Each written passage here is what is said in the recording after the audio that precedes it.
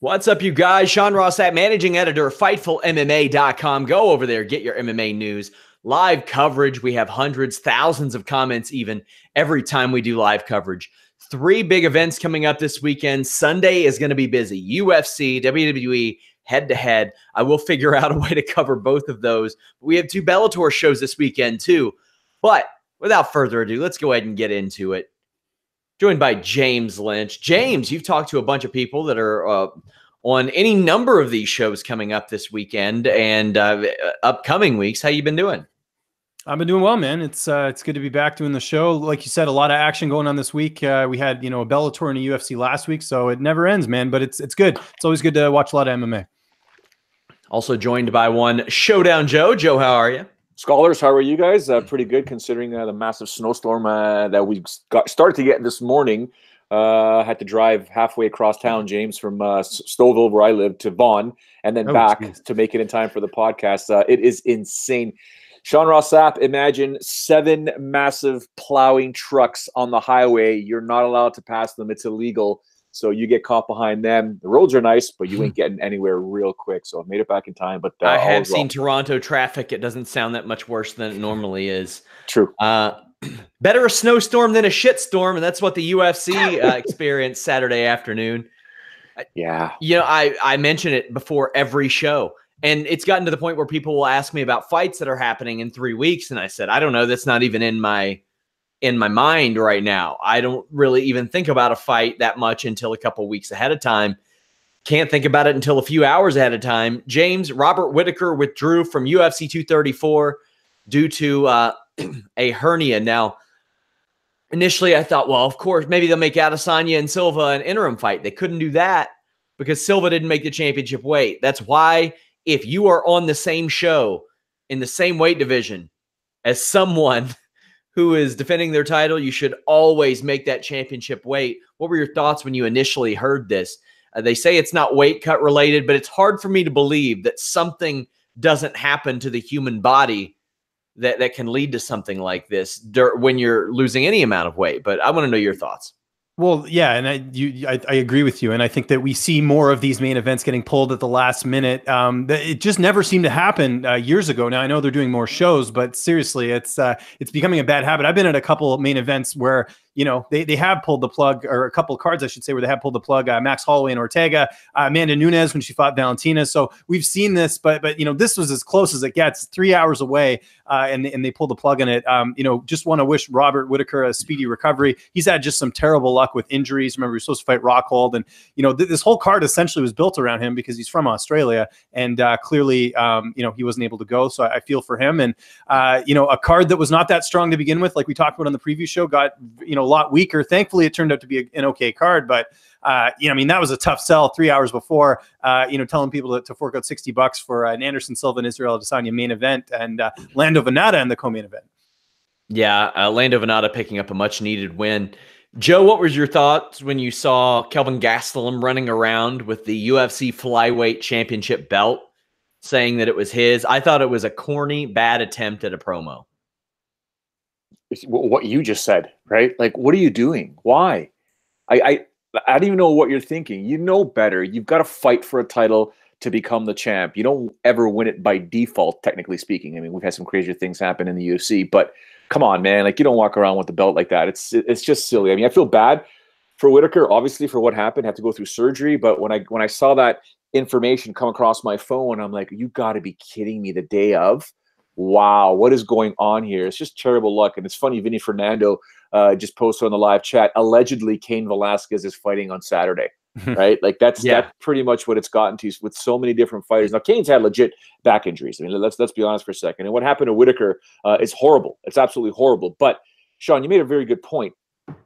What the human body goes through when you cut weight, especially when you consistently cut weight, you're traumatizing your inner organs. You're traumatizing your body. Now, some people are tougher than others, and they can, handle it. Some people can't. Some people, the body's like, no, we're not doing this anymore. We got to stop doing this. So, hopefully, whatever happened to Robert, it'll all be taken care of with the hernia surgery. But feel terrible for him. And it's, again, I don't think it's the first time, guys, where an Ultimate Fighter show the main event got dismantled. I can go back to thinking, I think it was Chuck Liddell or Rich Franklin at one point, or I think even Shane Carwin and Junior Dos Santos or something of that nature. So it's crazy when the UFC happened lots of times. Yeah, right. I mean, it's crazy when the UFC uses the show to promote a main event, which is generally what it does, and then that main event falls through. You get all this promotion, all this backlash afterwards, right? So I kind of feel bad actually for the organization. Not really their fault, but man, crazy things are happening nowadays. To be honest with you, Tough is so far out of my mind, I forgot that they even coached that show. Yeah. But I get what Gastelum's doing, and hey, there are more people that want to see him get beat up than there were before, but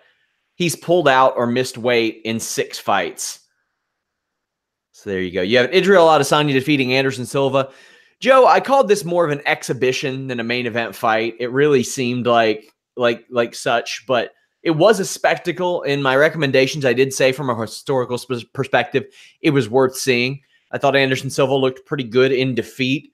But what did you make of Israel Adesanya emerging victorious? To me, I think he's just as deserving of a title shot as Gastelum at this point because he's actually active. He fights, he makes weight, and doesn't run around with a toy belt. Yes and no. The performance by Anderson Silva was, obviously it wasn't vintage. It was fun to watch. I liked it. I really enjoyed it. I could care less about the booze because you're talking about 2 extremely high level, not just high level strikers, but high level snipers. One mistake, it's game over. So you got to be careful. And I thought it was really cool with, stupid, but cool that Anderson, when he put his head down or hands down and got popped in the face a few times and still was able to go. I like the fact that, he put his back against the cage again in typical old school Anderson Silva style. And Israel didn't really want to have much of it, but Israel's performance is something else. Now we really finally, people hopefully got to see what this kid's all about. He's absolutely fantastic. Now, do I buy the fact that he should be getting a title shot? Yet? No, I don't think so just yet. Even though he defeated Anderson Silva, who's ranked number 15 as of today, I think it was 15 last week as well. But there are still a couple of guys ahead of him that I would like to see him fight in the rankings. And that could be, your Jacare Souza's, even your Luke Rockhold or your Chris Weidman's, right? There's at least 1 or 2 fights I'd like to see him contend in before he gets that title shot. Do I think he's going to be the middleweight champion one day, guys? Yeah, I really think, but, got to fight Whittaker eventually. James, your thoughts on the fight and the future for Israel Adesanya? Yeah, I think a lot of people weren't impressed with Israel's performance, but I just think looking back, it was a bad style matchup. I mean, I wasn't a fan of this fight to begin with, and I think people were expecting a quick highlight reel finish, but no one's really done that to Anderson. If you look at the time he was finished against Chris Weidman, it was him basically being too cocky and got caught. And in the second fight, obviously he broke his leg. But I think that you couldn't expect Israel to go out there and submit him or go out there and get anything other than a highlight reel finish. And when that didn't happen, that's when you heard the boos. I thought it was a good performance by Israel, but again, it wasn't an exciting kind of dominant fight like we were used to with him, just because of the fact I think the style matchup just wasn't good. If you weren't able to put Silva away early, then it's going to be just him, outstriking him bit by bit. But Anderson was game in this fight. I actually think they should rebook the Calvin Gastelum and Whittaker fight next, just because Gastelum made weight. He did everything he had to do. I think he deserves it. I don't think there's any rush to get Israel to the title. I know, he just beat Anderson Silva, the legend. They can use that as leverage to get a fight with him and Whittaker. But I wouldn't mind seeing Jacare fight Israel. And I know people will disagree with that because then you risk, sort of killing a prospect there. But Israel's a young enough guy. We have to remember he's been in the UFC for about a year now. I don't think there's any reason to rush him towards a title at this point. So, I say do Gastelum and Whittaker and give Jacare, at least another fight, or, because people argue that Jacare should get the title shot. Well, let's see if he can beat Israel. And if he does, then I think you have the winner of kind of a little mini tournament there. Some of these fights, I'm thinking, man, Lando Venata against Marcos Mariano. I beat this drum a lot. This guy is 6-5 that Lando Venata fought. Now he's in a pay-per-view co-main event. Nadia Kassem against Montana De La Rosa. I hadn't done my due diligence until Saturday. I realized that Nadia Kassem in her first 5 fights, pro and amateur, combined number of wins for her opponents, 0. That showed on Saturday night. Ricky Simone versus Rani Yahya was very good. But the fight that I want to speak about for the moment is Jimmy Crute defeating Sam Alvey. Sam Alvey, who has been critical of Mark Goddard in the past, and perhaps deservedly so for some of his fights. I didn't think so here. You see Sam Alvey just get dropped. And not only that, he got I called it the green mushroom 1-up from Mark Goddard. That fight could have been stopped right there. Mark Goddard tossed him that green mushroom. Sam Alvey ate it and tried to continue, got swept, and he got turned into a Luther Campbell lyric, guys. He was face down, ass up on the mat, and the fight wasn't stopped, and still got the opportunity to come back. James, how did you feel about this? Did he have a right to complain? His team wasn't happy either. I'm curious to get Joe's thoughts on this. I didn't think it was an early stoppage when I saw I saw him go down, and obviously he was out a little bit, and then Crute was still landing shots on the ground. I know Alvey had his hands up, but Crute was still getting shots in there. I didn't have an issue with the stoppage, and I think in a case like Alvey, with a guy who's had as many fights as he has, I know he doesn't get finished often, but he is getting up there in age. I think it's better to play it safe than to let it go on even further and sustain more damage, in my opinion. I didn't have an issue with the stoppage. I can understand with Alvey because he's had issues with Goddard in the past, and he's talked about this, like you said. But in general, I don't think that was a bad stoppage. I've watched it a few times. I thought it was fair. Joe? Can you guys see this? Yeah. This is not a sign of intelligently defending yourself. Glad you said that. Exactly. This is a sign that I need to get out. Panicking, getting out is intelligently defending yourself. Rolling onto your back, rolling onto your side, doing something after you've been dropped is important. This is not intelligently defending yourself. Now, take nothing away from Sam Alvey, who is tough as nails. And, in most situations, like, I'll be honest with you, if that was a title fight, guys, I may say it's an early stoppage. I know people you should make a difference between a title fight and a non-title fight. Well, yeah, you should, because the guys deserved to get in there. And whether it's a champion or a challenger, you got to give a bit more leeway, whether you like it or not. But Sam got dropped. Sam got put on the ground, and Sam was getting pummeled. This is not, I'm getting my head bounced around like this. Is not intelligently defending yourself. You're not defending yourself. So, unfortunately for him, I do agree with Mark Goddard and, Dana White, who's been critical of referees in the past and, isn't always right when it comes to that, despite just because he's been the promoter and been the owner or founder or president of the UFC for the better part of 20 years, doesn't mean he knows MMA refereeing and judging, guys. Come on. Think about that for a second. We've seen it with their commentators as well. Come on. I want to put a bow on this event, but I want to know what moments stuck out to you guys elsewhere on the show, because quite honestly, not a lot on this show really mattered in the grand scheme of things. Devante Smith stood out to me. Several different things. And his post-fight interview. Exactly. This guy has a future in broadcasting, whether it be next week or when his career is over. When you get Dominic Cruz to say, I don't think I can break his fight down any better than he just did. Yep. Moments after this happened, and he already knows what he did subconsciously. That is remarkably impressive. All three of us have worked as broadcasters. It's not that easy when you have the benefit of replay sometimes. He looked great. He did great in his post-fight interview. He was very charismatic. James, I love Devante Smith. I've been big on this guy for years, since the first time I interviewed him, which was years ago, before the John Gunther fight, actually. And this guy I knew had superstar potential. I think the biggest thing we got to look at, aside from his personality, which, like you said, sells itself, is that he made a really smart move after the Gunther loss, and that was training at Factory X. And we're seeing, those dividends pay off. Another impressive win. I know people criticize the lack of opposition here, because Ma not exactly like, a super tough challenge, but I think in general, the UFC is building this guy up properly, and I think he can be a star in the lightweight division. He's got the personality. He's got a good fight style. He's really young, and again, he comes from a good camp too. So I think I agree. This was one of the big positives. I also thought Jalen Turner getting the win, in the second fight of the night, just rebounding from that awful matchmaking the UFC did before that, putting him against Vicente Luque. Glad to see him get back on the track, fighting in his natural weight class of 155. But yeah, Devante and Jalen Turner were the two that really stood out for me. Devante's had a good year, too. He started off, I think, last March. He beat Justin Edwards, who I called one of his fights last year. Justin Edwards is still, he's capable of beating Carlo Prater on the regional scene, and that's an okay win. He had the win on Contender Series, and then these two UFC wins. That Contender Series continues to be a giant success for the UFC. What else stood out to you on this show, Joe? Well, those two gentlemen that you guys are talking about, obviously Devante did great in the post-fight interview. Sorry, James, I still think he's an absolute gong show, but he is kind of funny afterwards. And if I'm not mistaken, he called out Trinaldo. Am I correct? Yeah, he was supposed to fight him actually. Yeah, Yeah. for some reason they scrapped that fight. I'm not sure why. Okay, so James, you're talking about, you know, the UFC is going to back him and stuff like that, and he's got a future in the lightweight division. It is the division that is the hardest to build fighters in, because John Anik said it best a few years ago. One loss in this division, that sets you back a long time. You have to consistently win. And, you know, at number 15, Trinaldo's the guy that Devante wants. Why not? I think it's fantastic. And bang, you should be in the rankings after that. But then you have to go up and down from 15 all the way to number 1 to see what Devante Smith has to go through before he gets anywhere near a title shot. So the future is bright. It's also disastrous for this kid because it's not going to be an easy climb up those rankings. It's not like some of the other rankings that we have here where you're like, you know, a couple of wins will get you up there. Not at 155, man. This kid's going to have a lot of work to do.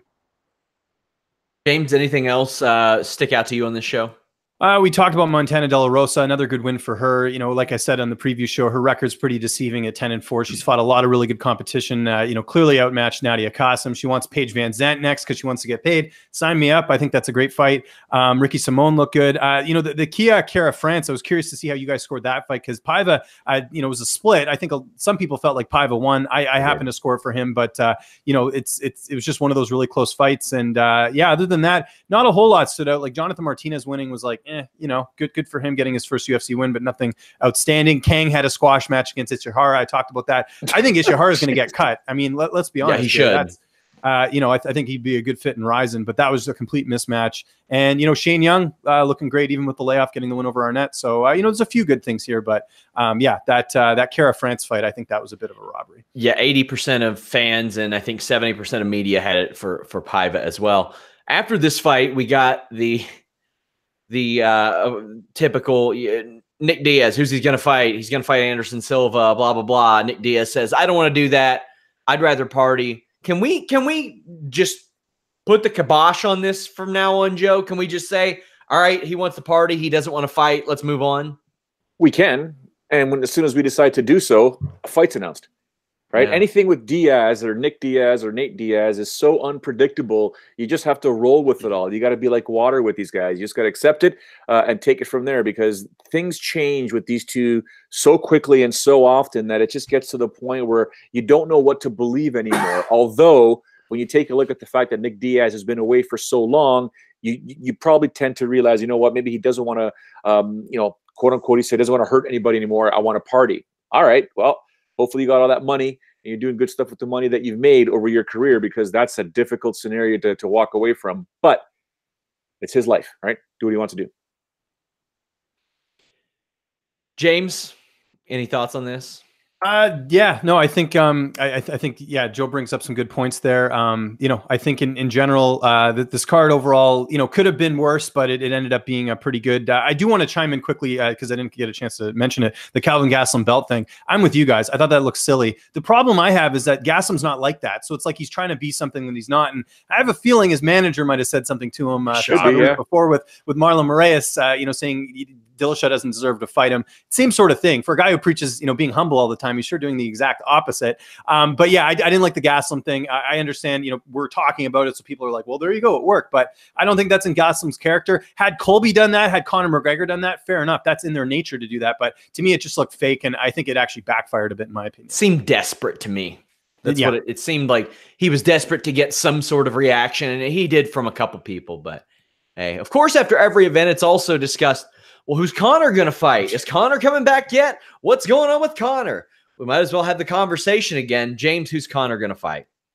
Well, they're saying Cowboy Cerrone. I think that fight makes sense to a certain degree, just because Cowboy's, you know, back in the division again. The last time Cowboy fought a highly ranked fighter in the lightweight division was when he fought Dos Anjos for the title shot, and he ended up getting, you know, starched in that fight. So I think he wants some redemption. McGregor got embarrassed against Habib. I think that makes a lot of sense. And then other than that, I mean, it's like no Dustin Poirier, no Ferguson, none of those guys. Let's keep this simple. I think Cowboy's the fight to make, and it seems like that's what they're leaning towards, according to Dana White. But that changes every week.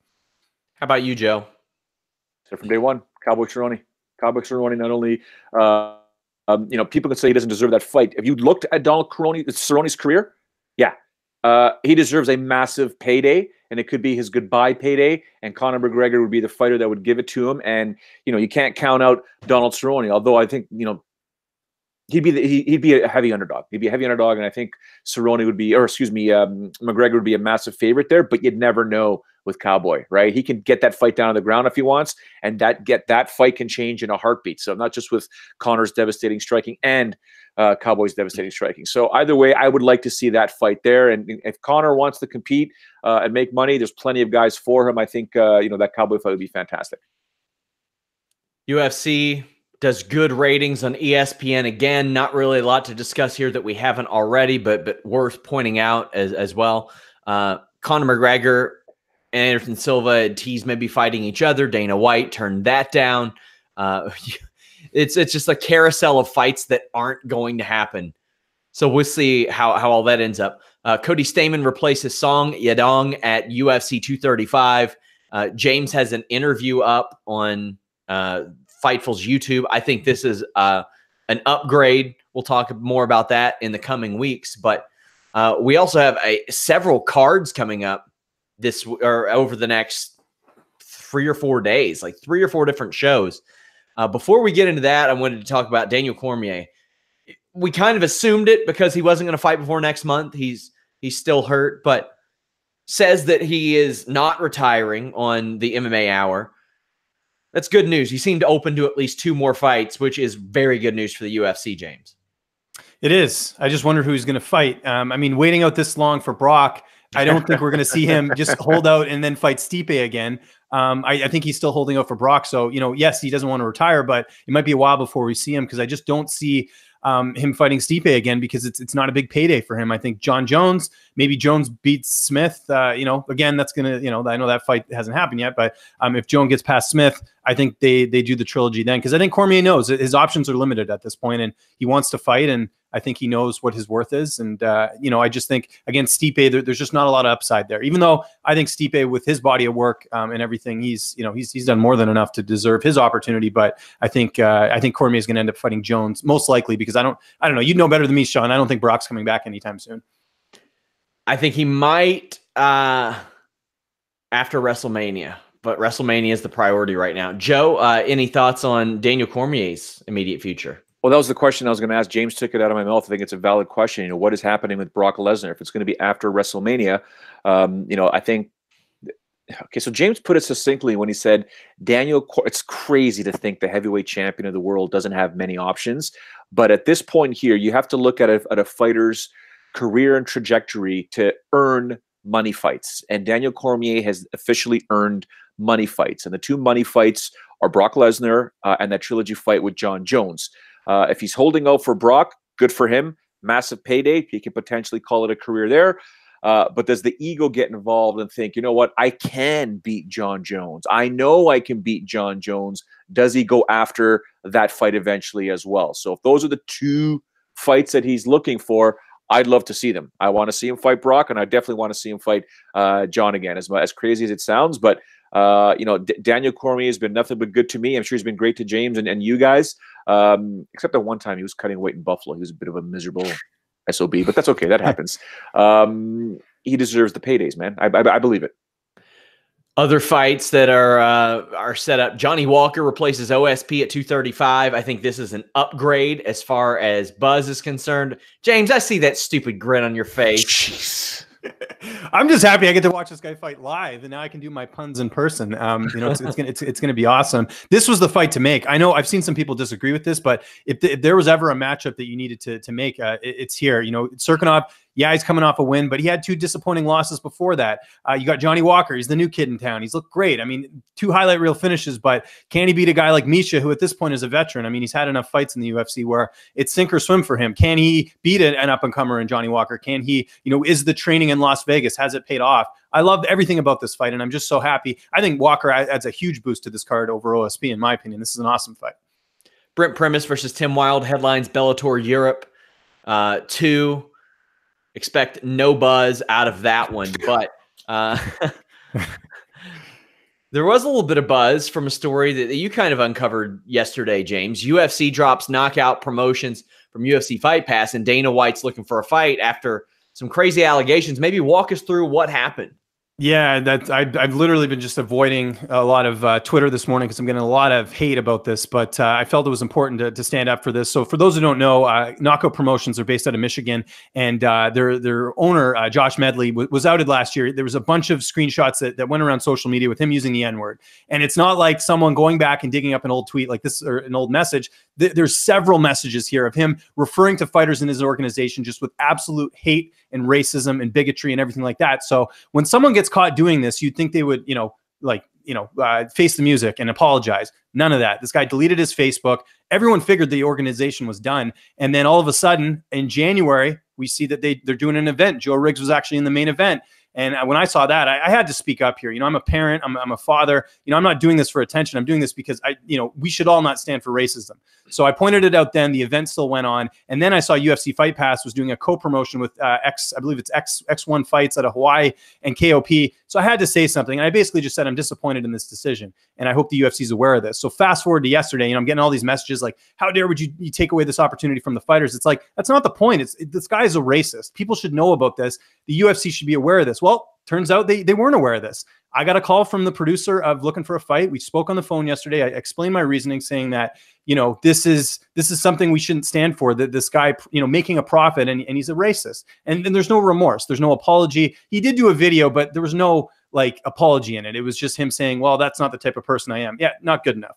And the fact it was so recent. So anyways, spoke to the producer. He's like, look, I had no idea about this. Obviously, the UFC doesn't want any more negative attention. I'm going to talk to Dana, blah, blah, blah. He told me on the phone yesterday, this event is not happening and that they're not going to be on Fight Pass. So as you can imagine, people upset. But it surprises me a bit because the root of this is someone being a racist. You'd think people would stand up for that. And unfortunately, we haven't. And so I've just been kind of avoiding a lot of that because, people just don't understand. I mean, I don't know how people can stand for this. Yeah, I feel bad for the fighters when their opportunities taken away. But there's other promotions on Fight Pass. Joe knows quite well. Titan FC's got, a promotion on there. There's a whole bunch of promotions that are on Fight Pass. There's going to be other opportunities for fighters there.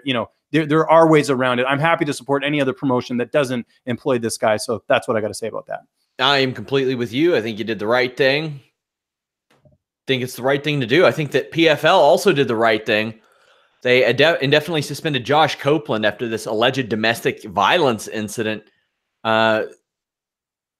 This situation is one that has happened an awful lot in MMA. We see it a lot, Joe. And I think that PFL going ahead and taking action is probably the right move. I mean, suspend him if something comes out where he's convicted or something like that. You fire him. I think that they went about it the right way. No, you're correct. You're correct. And we're still. I mean, it's 2019. We're still seeing a fair amount of racism as well as domestic abuse, not just in mixed martial arts, but globally with a lot of sports. There was a few different things that happened. Actually, for those that don't know, I'm a massive, massive soccer fan. My team is Juventus, and I watch every single one of their games, as well as many other games from Serie A all the time. And there was one point, I think about a month or 2 months ago, where all the fighters. So first things first, there was a ban with some of the fans because they were taunting a black player. Calling them names, making monkey sounds. There was one, the whole banana peel situation. Those fans got booted out of the arena. That team suffered a huge financial loss with the president, who was disgusted with his fans coming out and making a statement. A couple of weeks later, every player in Serie A had a red mark on their face to signify anti-domestic violence, because there was a problem in Italy, as an example, with domestic violence, with women being killed with some of these situations. So they had to raise awareness through their number one sport with every single one of their players, Ronaldo and all the number one players in the game, all with red marks on their face, I think the referees as well, to signify, just to raise awareness. So this kind of stuff has to stop. So, and in terms of PFL, I think it's the right call to make. If this comes out like that, suspend him. If he gets charged or something worse comes from it, gotta go. We have several cards this weekend. We're going to get through them. First off, I just want to discuss the absolute set of balls on Matt Mitrione for daring to say on the air, me versus Sergey Karatanov is a super fight. That is I believe Kelvin Gastelum won the middleweight title more than I believe that Matt Mitrione versus Sergey Kharitonov is a super fight. I could not believe that he said it. I could not believe that Bellator said, yeah, that's the right move. Well, we'll keep that in the video. And can't believe that Paramount aired it. But he's facing Kharitonov. I think Haritonov's going to win this one. But this isn't a bad show on Friday either. You have Logan Storley in action. You have Dudu Dantes in action. Some okay fights, though. Pedro Carvalho and Brandon Gertz are on there, too. Nothing on the prelims. You have Amanda Bell, who beat a couple of the horsewomen back in the day. But Austin Vanderford, Paige VanZant's husband, I almost said wife. Oh, wow. Was on the show. It was not intentional. But James, what do you think of this show? A decent one, nowhere near as big as their Saturday night show. Yeah, again, we've talked about this before. I don't necessarily like the back-to-back shows, especially when you have a UFC card as well, because it's going to be tough to catch up. I'm sure I'm going to PVR some of this and catch up on it a bit later. But yeah, some of these fights are really interesting. This Toby Masek guy, what a year he's had. He got lost in Contender Series, if you remember. Went to Bellator to Hawaii, got a huge win, and now he steps in on short notice against Dantes, who desperately needs a win here. I think if Dantes loses here, this might be the last time we see him in Bellator.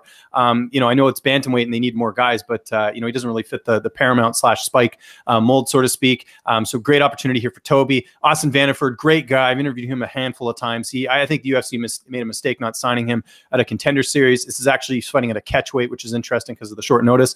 This Mike Kimball guy, everyone's big on. He was on the Ariel's show. Got that highlight reel win in his last fight. He's taken on John Duma. Duma's another guy I wouldn't count out. Logan Storley finally getting he had a co-main event in his last fight, but he's a guy, I don't know why they're not pushing more. He should really be in that welterweight tournament, 9-0. And I'm with you guys. This is absolutely not a super fight with Mitrione, but I think they're banking on the fact that, the average Paramount viewer isn't an average MMA fan, and they're just like, oh, super fight. Yeah, I'll tune in. That makes sense. It reminds me of when, Mark Pavlich used to run MFC and said that he has the best promotion in the world. The people in the UFC, they're wasting their time watch MFC. So it's promoters are going to promote, right? Kharitonov is a -145 over Mitrione, +105. I got to speak to Scott Coker. Next time I talk to him, I'm going to say, hey, why do you all run these back-to-backs in the same city? Is it to give maybe multiple distributors more content? Because I know that the Saturday show is on DAZN. This one's on DAZN and Paramount. Joe, you got Matt Mitrione against Kharitonov. I want your pick and anything else you might be looking forward to on this show. Well, clearly it's a super fight. I mean, the ratings are going to be fantastic. Paramount obviously knows exactly what they're doing, and this is huge. I mean, you talk about Logan Storley trying to get in that welterweight tournament. The absolute eyeballs he's going to get from this super fight in the main event is going to be fantastic. People are going to know exactly who he is. Well, I'm going with, it's tough to say. I mean, Mitrione can surprise a lot of people, but I'll go with Kharitonov because based on his last performance, he's looking pretty damn good. My real question for this fight, for this event here is, man, Tuesday we could be talking about Eduardo Dantas on a 3-fight losing streak. I don't think he's going to lose, but he could be on a 3-fight losing streak. This is a former champ, man.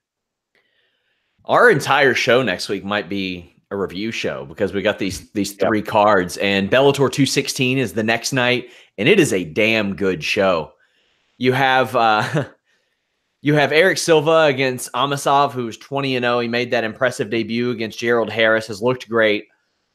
Mirko Cro Cop against Roy Nelson. That could be fun or really terrible. Vitaly Minikov and Chet Congo. Now, some of the lines on these are wild. Roy Nelson, +160. Cro Cop at -210. I think that's where it should be. But Chet Congo, a +340 against Minikov, a -510. Now, Chet Congo has been on a hot streak, James, and Minikov is still on a hot streak as well. But, man, that line for a heavyweight fight, that's kind of wild to me. Yeah, I'd put 5 in it just in case. But Minikov has been pretty dominant, hasn't lost a fight. I mean, I forget which fight it was. There was one that it was a little bit more competitive than it needed to be. But, in all likelihood, Minikov's going to win this and fight Ryan Bader. But yeah, great fight. I mean, I don't know why they did the rematch. The first fight wasn't great. You could have just done Minikov against Bader right out the gate, but I guess they want to take advantage or at least, get him familiar with the Bellator audience, since his return. So, but yeah, I'm with you. Anytime there's a heavyweight fight, if anyone's even over +200, there's always value in a fight. Bellator doesn't really seem to have any rhyme or reason why they do rematches sometimes. They're like, who cares that the first one sucked? Yeah. Kind of odd. I mean, they do it all the time. Joe, we got Cro Cop and Nelson. We have Amasov against Silva, Kongo and Minikov. Who are you picking in those fights? Amasov. I just don't trust Eric Silva anymore, obviously. Cro Cop and Roy Nelson. That's actually, believe it or not, that's a strategic fight. Like there's gonna be strategy involved there from Cro Cop. I can't see Cro Cop making that mistake of getting tagged by Nelson, and I don't think Nelson ever wants to go back to that black belt that he has from Renzo Gracie and take the fight down to the ground, which would he be dominating people. This guy could have gone down as a submission master in this game, right? He just chose not to. He told me flat out. Him and his wife told me flat out many times that striking is where it's at. So that's what I'm going to do, and then. Don't laugh, guys. I know Minikov should be destroying Kongo. I got this feeling Kongo's going to surprise a lot of people. Czech Kongo has been surprising me nonstop for the last year or two. He's been, especially of late, he's been great. So I can't write him off. He will be one of my I got 5 on it picks. That's my I got 5 on it right there, man. Yeah. The main event, and it's what everybody's coming to see, and it could be fight of the weekend or it could be the most terrible fight of the weekend. These types can be like that. Paul Daley, MVP. This is the fight. This is one of the best fights that Bellator could possibly make from a star perspective. We have Michael Paige at -245, Daley at +175. For a long time, James, everybody said that Michael Paige was just hype. I don't think you can call him that anymore, but this is the fight for him. It is. This reminds me a little bit of Wanderlei Silva and Chuck Liddell, like about 3 years too late. But nonetheless, glad we're finally are seeing it. Daley's had some big wins in between. Then the win over Larkin was great. I know he lost to John Fitch, but anyone who fights a wrestler, if you're a wrestler and you're fighting Paul Daley, chances are in your favor. And Paige isn't really that at all. So if this stays standing, it's an interesting fight. I think there is value on Daley here at +175 because he's got that power. If he gets in on the inside, he can knock you out. Just ask Lorenz Larkin. But Paige, I think, is more technical. It really is a coin flip, but I do think there is a path to victory there for Daley. If I had to make a pick, though, I think I'll go Paige just because I think his striking is a little bit better, and I think Daley's just, he's taken, he's had a lot of fights. There's a lot of wear and tear there, so I think Paige is a little bit fresher. I just hope we don't see a repeat of Michael Paige and Fernando Gonzalez because that was a really bad fight, and we thought it was going to be bonkers, and it wasn't at all. Yeah, and when you look at Michael Paige, like I remember when I first saw the tornado kick, and I'm sure you all know which one I'm talking about, when he was in UC MMA. He was 24 years old then. And back then you even had a lot of people say, bring him up slow, bring him up slow. They've done that. I think he's 31 now. He'll be 32 soon, I think. 32 in April. So, I mean, they have taken their time with him. Now, to be fair, he's fought some guys that have been around, like Rudy Bears, Ricky Rainey, Nashawn Burrell. Not amazing fighters, but they've been around. Cyborg Santos was a crafty veteran who had his career ended by this man. Fernando Gonzalez, while that fight sucked, he's a pretty decent fighter. Dave Rickles, pretty good fighter. This is the biggest test of Michael Page's career. And since that tornado kick, I mean, we're talking 15 fights between kickboxing and MMA, Joe. It is time. They can't put this off any longer. And he is here in the tournament. How do you think it goes? I think he emerges victorious, and I think James, the one word James used there was pretty succinct. I think it will be bonkers, James. I know there's so many fights that we've seen in the past where we think it's going to be quote unquote bonkers. I think this one's going to be crazy. There may be a situation where, that they may respect each other right off the top, but eventually, as soon as someone figures out that distance, it's going to get ugly. And I think the place is going to explode. If these casual, I know it's in a casino, and I know that sometimes, casino crowds aren't exactly MMA fans per se, but once they realize, if they do understand the significance of this fight here, I think that place, that roof could just be exploding, man. I think it's going to be a fantastic fight. I really do. And I think Paige will emerge victorious via TKO. For those asking, I will decide what I'm going to do with post shows, as obviously there's events every day this weekend and Elimination Chamber Sunday. I'll figure it out a little bit closer and try to update you guys. But we also have UFC on ESPN1. Again, as the Naked Gambler put on Twitter, Cain Velasquez allegedly fighting. Keep in mind, as of now, technically Brock Lesnar has fought more recently than Cain Velasquez. That's wild. But we have Alexandra Albu at -155 against Emily Whitmire. James, you spoke to Emily before this show. Yeah, I think there's some value here in Emily, to be honest, because she's fought a little bit more recently. I know the last time we saw her was July, but Alvey's barely fought. She's only got 3 fights. Even prior to Emily going on the Ultimate Fighter, she had some decent competition in RFA. To me, this is a competitive fight, and I think, like I said, I think there is value on Whitmire. I'd be curious to see what the decision prop is when that comes out, because it seems like that's usually how a lot of the women's fights go. But yeah, I like Whitmire here actually for the upset. Again, I think activity is going to play a role in this one. And just talking to her, you know, she has the benefit of training in Vegas, so she gets a lot of different looks over there in terms of training partners and everything else. So she's just been really happy with the training from when I spoke to her. Joe, Luke Sanders is likely fighting for his job. And he is facing Renan Barão, and Luke Sanders is still a -185. What do you think of the betting line, and what does that tell you about how far Renan Barão has fallen? Well, that's I mean, the proof is in the pudding, right? Look, this is a former champion. This guy reigned the division, and now he's on the early prelims on ESPN Plus, right? Like, it just goes to show you how far he has actually fallen. I don't think it's going to be an easy fight, despite the fact that you know, he does have all the skill in the world, but something happened. I think it was, you know, TJ Dillashaw took this guy's life away, pretty much. You know, took away his career with the beatdowns that he gave him. So it's tough to say. My heart will always be with Renan Barão, although he's wired a little differently. I remember my interviews with him and Aldo back in the day when they were both champions. But yeah, it's going to be an interesting fight, but I don't know what to think anymore, man. Honestly, with Sean, with Burrell, I don't know what to think anymore. James, what do you think? And you also spoke to Luke. Yeah, one of the things I didn't like hearing in my interview with Luke is that he's sort of just training with like a few ex-training partners in Arizona, but he's not at the lab, which I don't really know why. I don't know if something happened there, but you know, you're not getting that world-class training. That's a little bit concerning.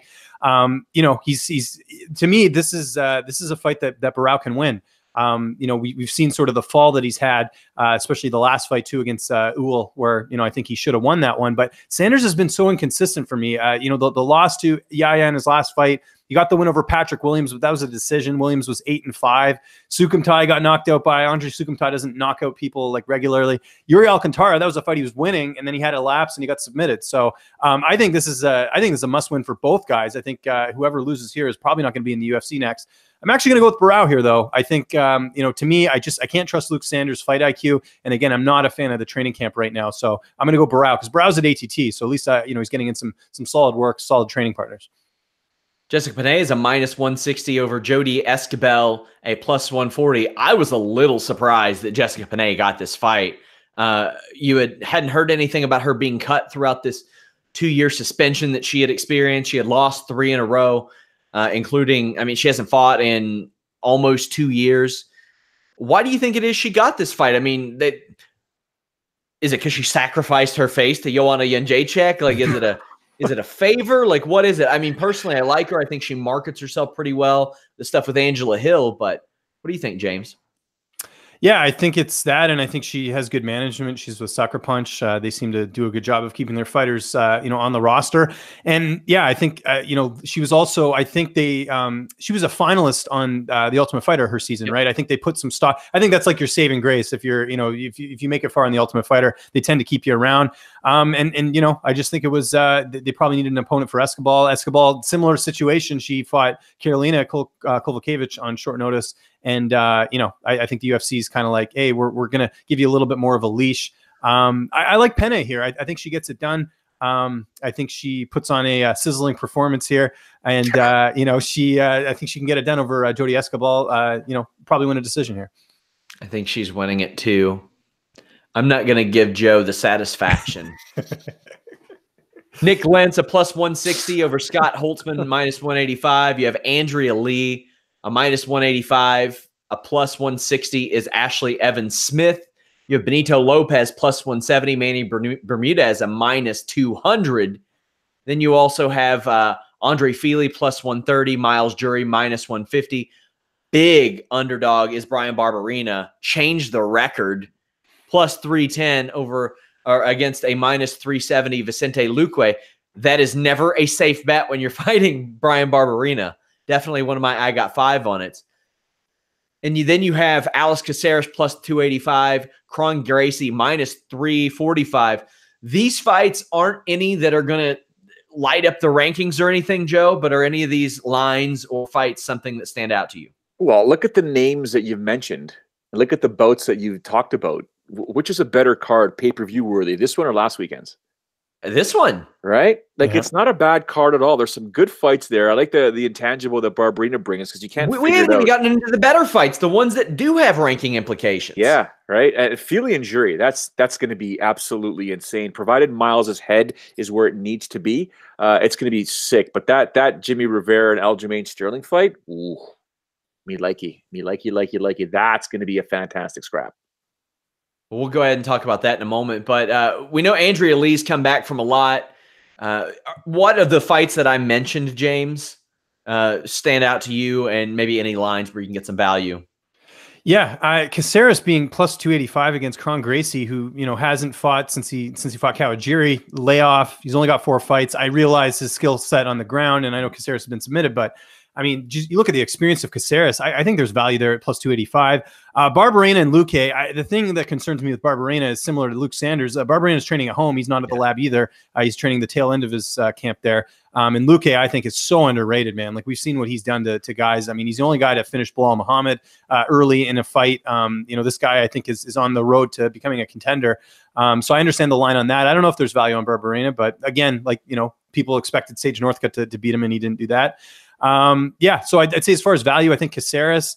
I think there is value on Rivera, just straight up minus 145. I know Sterling has got a nice win in his last fight over Cody Stamann, but Rivera's outside of that one loss to Moraes, he's looked great in all of his fights. I think the Bermudez line is where it needs to be, and I think Andrea Lee beats Ashley Evans Smith no problem. I'm very high on her. I think she's gonna be close to a title shot soon. I think at flyweight, and Nick Lentz at plus 160 is interesting too, because again, experience. He's got way more than Scott Holtzman. Let's address the elephant in the room with Andrea Lee. Donnie Aaron still hasn't been caught, right? I don't think so. No, that's nuts. Yeah, that's psycho. Well, it's good that Andrea Lee has some of the toxicity out of her life, but I think from Jimmy Rivera, I think he's far more consistent in the cage than Sterling, even though Sterling of late has been the best I've ever seen him. I like that fight as well. I'm with you guys on the Kron Gracie Caceres thing. I think that Caceres could pull one off. He's going to be one of my I got 5 on it. I'll tell you a weird situation. Cynthia Calvillo minus 280. Courtney Casey plus 240. I don't think that's the weird situation. I think the line is okay. What I think is weird is that Courtney Casey is ranked higher than Cynthia Calvillo. Yeah. Cynthia Calvillo has beaten Amanda Cooper, Pearl Gonzalez, Joanne Calderwood, Botello. She's like, 4-1 in the UFC? Then you look at Courtney Casey, who has lost 2 of her last 3. She's 2-3 in her last 5. Anytime she makes a real big step up, really into the top 10, she has trouble. Watterson, Herrig, Gedalia, even Calderwood back in the day. Joe, I'm going with Calvillo all day on this one. What do you think? Yeah, I'm picking Calvillo as well, but I do want to make a quick thing. I wasn't able to comment on the Kron Gracie Alex Caceres fight. I am picking Kron in this fight. I like the line. I made the decision for you, Joe. I appreciate it. Thank you. Thank you. I don't like the line, though, James. It's minus 345. I mean, somebody out there must have put a lot of money in this. This line might have changed or moved, stuff like that, because I've called Kron's fights before. Have you ever interviewed him, James? I have not. No. I hope if you ever get a chance to interview him, just brace yourself, because anything and everything you say to him may be taken as an insult. He is a Diaz brother through and through. All right, like the wiring that he's got is very similar. I mean, you spend that much time with Nick and Nate, you have different wiring. But he's told me many a story about training with those guys and what it's like when Nick heads a camp. So, but Kron Gracie, if you've never seen him compete, it's a Gracie through and through. He'll get that fight down on the ground. He'll take your back, and before you know it, you're going to fall asleep. So just be careful with the Caceres' striking style, and he should be fine. But back to your question, Sean, Calvillo, yeah, she'll emerge victorious here. I believe so. James Vick a minus 115, Paul Felder a minus 105. This is a hell of a fight, Joe. I mean, likey, somebody's legs are going to be hurting. If not both of their legs are going to be hurting, there'll be some bruised shin bones. And if Felder can get those elbows in there, it could be a short night for Vick, or it could be a long night for Felder, because Vick has this innate just ability to make you, just to drag you on and then finish you. So it's going to be a really fun fight. James, how do you see this one going? I like Vick in this fight. I think people are blinded. There's people who just hate James Vick. I don't know if it's because he's outspoken or because he got knocked out in his last fight and he talked a lot leading up to that fight. But James Vick is still that's the couch. Yeah, that too. But he talked about when I spoke to him, he had a really bad weight cut in his last fight. He says apparently sugar, it's a thing he struggled with for a lot of his cuts. So he said the cut was really bad in his last one. And when you're trying to stand and trade with Justin Gaethje, it never ends well. I just think overall, I think Vick is the better fighter, and I think he can use his reach. He can get in there. I mean, we forget this is the guy who finished Joseph Duffy, and Duffy had not been finished like that before in the UFC. So he's got some notable wins. Felder's got a longer layoff. Fought at welterweight last. He's looking in good shape, though. I saw the photo of him recently, but I think Vick takes this one. I think it'll be an all-out brawl, but I think Vick will show that he's still one of the top guys because you don't just amass a 13-2 record for nothing. He's got some good wins, and I think as long as he doesn't get knocked out, I think he's going to get the victory here. Then we get the main event: Cain Velasquez against Francis Ngannou. Velasquez, who has not fought in 2.5 years, is a -185 favorite over Francis Ngannou. And Ngannou off of a real big win that he needed against Curtis Blades. And that win cannot be understated because Curtis Blades can wrestle his ass off. If you were to say what part of Cain's skill set worries me the most for Ngannou, it's the wrestling. But as we've seen, Francis can put down a wrestler and put him to sleep almost immediately.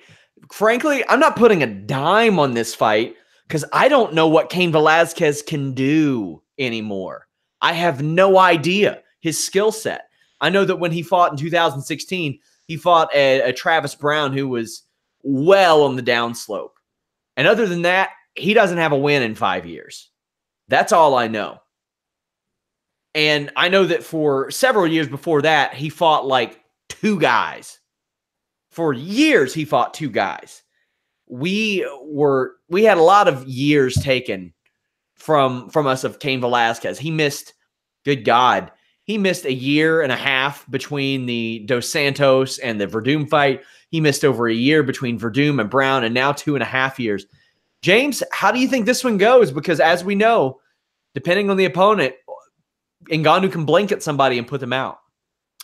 Fight's going to go one of 2 ways. Ngannou's going to win this fight in the first round. He's going to knock him out the way he did to Curtis Blades and so many other of his opponents. But if this fight goes to the second round, I like Cain here. I think he's got the wrestling. I think if he's anything close to the Cain that we saw in his last fight at UFC 200, which I was at, I think Cain takes this with his wrestling. I mean, there's no reason to stand and trade with Ngannou. I'd say Cain's the best wrestler Ngannou's faced, and I don't think he's fought a wrestler like him before. If he's anywhere close, and I think he will be, and who is it? I'm trying to remember who talked about this. I think it was Javier Mendez talked about this, that the time off actually benefited Cain because he was finally able to heal for some injuries. He was fighting injured. He had that really bad performance against Verdum. I think we're going to see a glimmer of the old Cain, and I think even that is enough to beat Ngannou. I'm going Cain by decision here. I think he gets it done with the wrestling. Joe, how do you see it going? I have no idea. Are you kidding me? This guy hasn't fought in 2.5 years. He's 36 years old. Now he does train with the heavyweight champion of the world. And that says a lot because the preparation, the assistance in preparation, it's huge. Okay. So, I mean, I just don't know how a guy who's not even ranked, former champ, 2.5 years out of the game, is a favorite heading into a fight with a contender who can knock people's heads off. It is so tough to dissect and even, break down. Other than what James said, are we going to see vintage Cain? I mean, we haven't seen this guy in 2.5 years. We know the wrestling that he has. We know the incredible ground and pound that he has. Is the timing going to be there? In the gym is one thing. In the gym training against the guys that you're training with and trying to get up to speed and stuff like that. We know he's a world champion, but he got rocked in the high altitude. It's so tough to say what's going to happen in this fight here that I can't even give you a proper prediction. I think Ngannou's going to drop him, and then I think Cain's going to go back to old school and do what he did to Ben Rothwell and just no. Yeah, I'm going to control this fight, and you're going to pay for signing on the dotted line. So it's a tough one, guys. It really is. My head says Cain Velasquez. My heart says Francis Ngannou. It's going to be a tough one, but I'm going to give you guys my weekend I got 5 on it picks. This is over Bellator 215, 216, and UFC on ESPN 1. First off, I have Chet Congo, a +340 against Vitaly Minikov, a -510.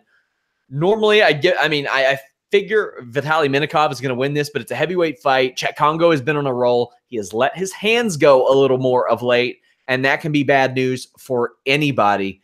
I also have Alex Caceres plus 285 against Kron Gracie.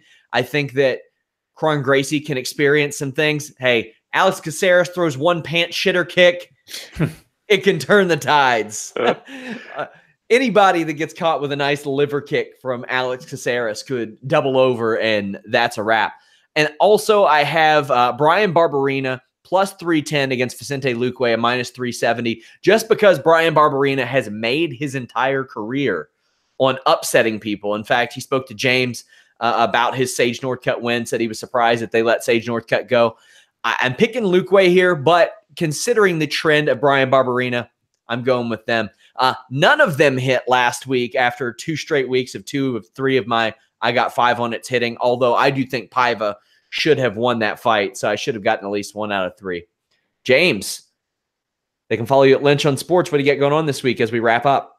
The interviews you mentioned there, Luke Sanders, Ashley Evans-Smith, Courtney Casey, Cynthia Calvillo, Emily Whitmire, Brian Barberena. We got you covered. You don't have to watch any other site. We got you covered, so don't worry about it. Looking forward to the fights this weekend. And yeah, just follow me on Twitter at Lynch on Sports. And thanks again, guys. Appreciate it. Guys, I'm making a big push for our Facebook page. We are at Fightful Online. Search us. We are Fightful Pro Wrestling, MMA, and Boxing on Facebook. Please give us a like. Joe, where can they follow you on social media? At Showdown Joe, and I'll be paying attention to everything James does, because every time his name comes up on my phone, I know it's something important to watch or pay attention to. And then, of course, you got Ross Sapp being an absolute disaster with anything and everything wrestling. I got to pay attention to that as well. But yeah, it's going to be another one of those weeks. The bottom line is I got to deal with the snowstorm, boys. They just, while we're on the air, they canceled my soccer practice with the boys. So I'm extremely sad. I'm going to have a bunch of parents that are going to try and figure out, can we go play in the snow? No. Guys, leave us a thumbs up, subscribe, join all of our live coverages this weekend. We have a great community over there, hundreds of comments, thousands of comments. Thank you guys so much. We are on podcast platforms everywhere. We're out.